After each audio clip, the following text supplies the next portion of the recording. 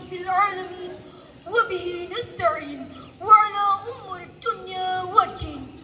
الصلاة والسلام على أشرف الأنبياء والمرسلين وعلى آله وصحبه أجمعين. Amma ba'd. Dewan Hakim yang arif dan bijaksana, hadirin calon penghuni syurga. Albert Einstein, seorang ilmuwan terbesar abad ke-20, menyatakan, religion without science is lame, and science without religion is blind. Agama tanpa ilmu adalah pincang, dan ilmu tanpa agama adalah buta. Kalimat ini menunjukkan bahwa agama tidak hanya mendorong studi ilmiah, tetapi hadirin juga menjadikan riset ilmiah yang konklusif dan tepat guna. Karena didukung oleh kebenaran yang diungkapkan melalui agama. Alasannya adalah karena agama merupakan sumber tunggal yang menjadikan jawaban pasti dan akurat. Selain daripada itu, kalimat ini juga menunjukkan bahwa ilmu pengetahuan tanpa panduan agama tidak dapat berjalan dengan benar, tetapi justru membuang banyak waktu dalam mencapai hasil tertentu.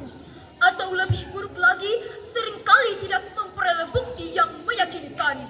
Ketika Nabi sampai di Madinah, ia membuat sebuah peradaban baru yang memunculkan pengertian bahwa Islam adalah sistem kepercayaan yang sistemik, tidak hanya berdimensi teologikal, Ritual dan mistikal. tetapi hadirin juga berdimensi moral dan intelektual.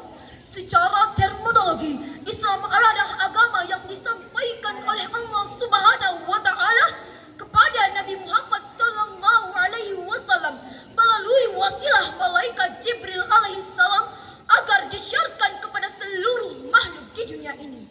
Dan karena Islam merupakan ajaran yang ilmiah, maka Islam memiliki panduan yang sempurna, yakni Al-Quran.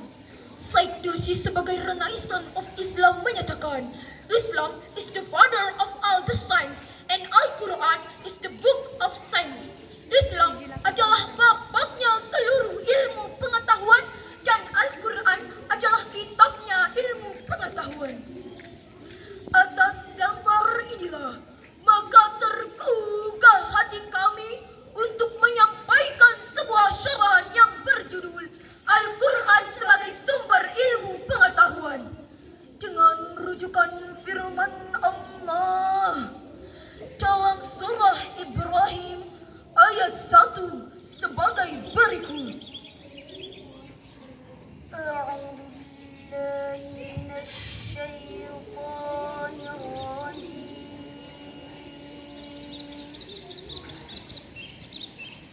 Bismillahirrahmanirrahim.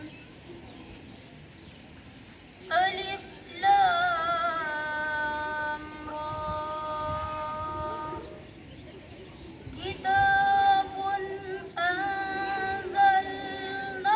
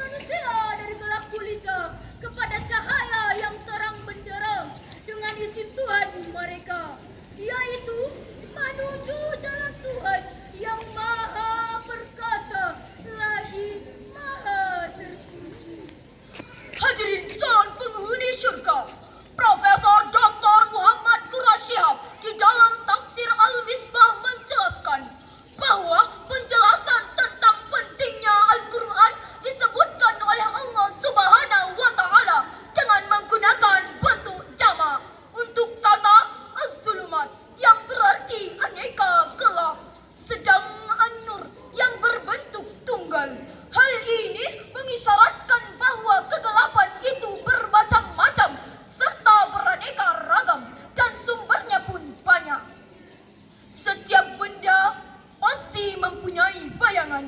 Dan bayangan itu adalah gelap, sehingga gelap menjadi banyak.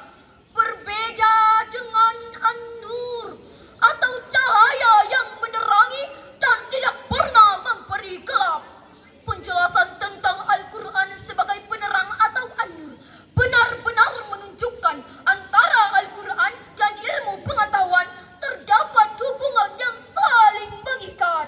Malik bin Nabi di dalam kitabnya Intaj al-Mustashriqina wa atharu fi al-fikri al-islami al-hadis menulis, ilmu pengetahuan adalah sekumpulan masalah serta sekumpulan metode menuju tercapainya masalah tersebut. Ini menunjukkan bahwa kemajuan ilmu pengetahuan tidak dapat dinilai dengan apa yang dipersembahkannya kepada masyarakat, tetapi hadirin juga diukur dengan wujudnya suatu iklim yang dapat mendorong kemajuan ilmu pengetahuan. Itu termasuk Al-Quran. Al-Quran merupakan firman Allah yang tidak mengandung kontradiksi. Al-Quran adalah kitab yang diturunkan oleh Allah kepada utusannya sebagai petunjuk.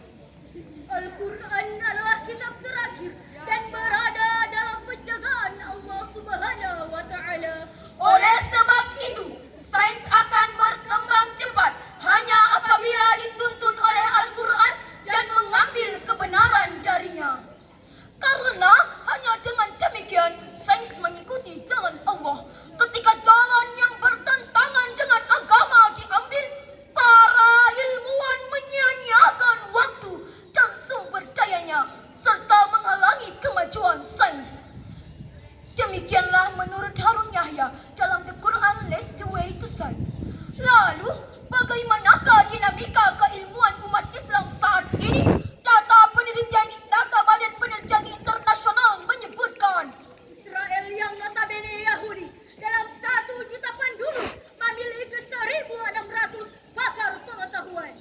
Amerika yang notabene Nasrani dalam 1 juta penduduk memiliki 160 pakar pengetahuan.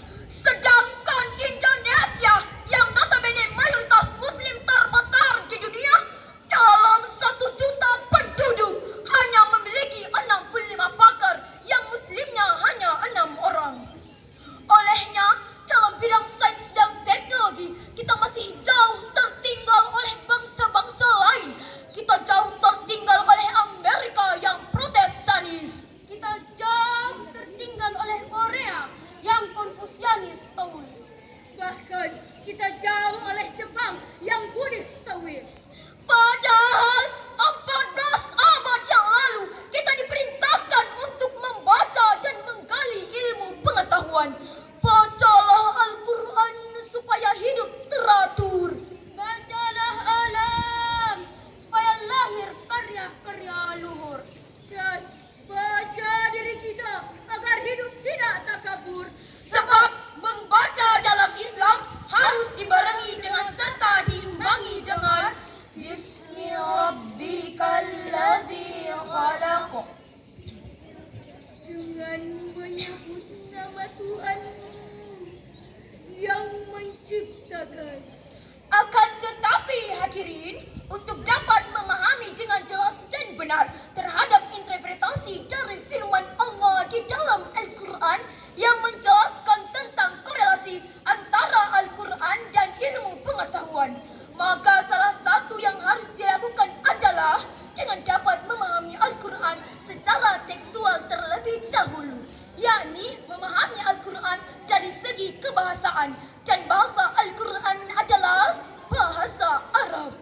Sebagaimana Allah berfirman di dalam Al-Quran surat Taha ayat 113 sebagai berikut.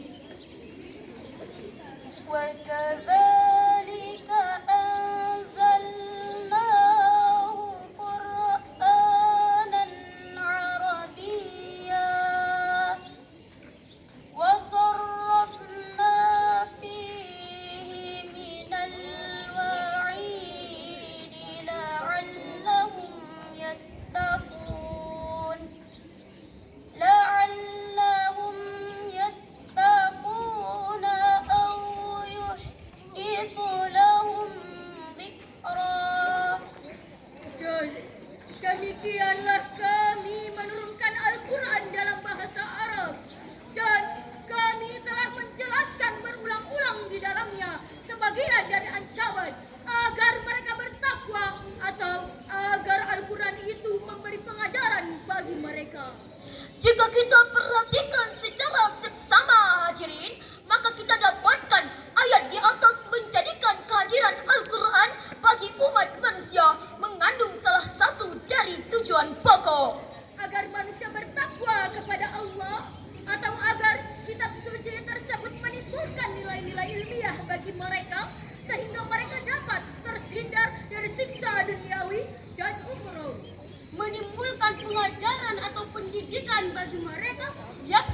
mengundang mereka untuk berpikir dan ingat, sehingga pada akhirnya mengantar mereka bertakwa.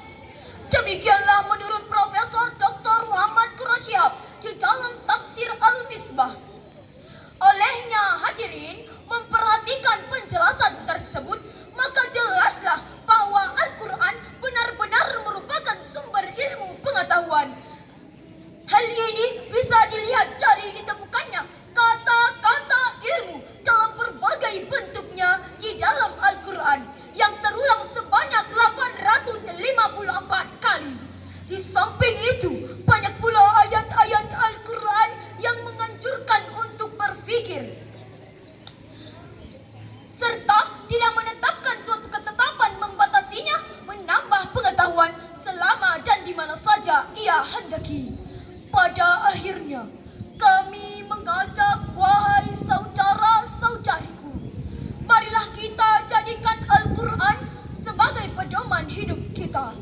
Demikianlah syarahan yang dapat kami sampaikan. Lebih dan kurang mohon dimaafkan.